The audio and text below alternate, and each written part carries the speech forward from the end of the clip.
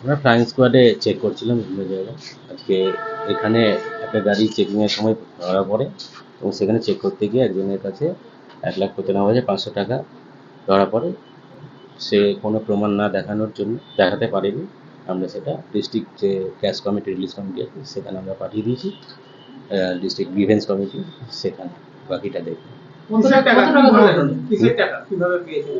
উনি যেটা বলছেন সেটা ব্যবসার টাকা বলছেন, কিন্তু তার সপক্ষে উনি কোনো ডকুমেন্ট শো করতে পারেননি আমাদের কাছে। নির্বাচন কমিশনের অর্ডার অনুযায়ী চারিধারেই নাকা চেকিং হচ্ছে।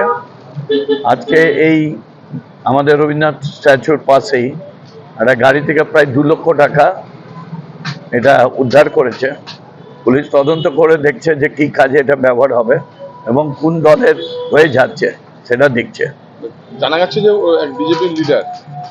দেখুন, বিজেপি হোক, তৃণমূল হোক, কংগ্রেস হোক, সিপিএম হোক, নির্বাচন কমিশনের দায়িত্ব এটা বের করা, আর আপনাদের কাজ হচ্ছে সঠিক তথ্যটা দিয়ে দেওয়া।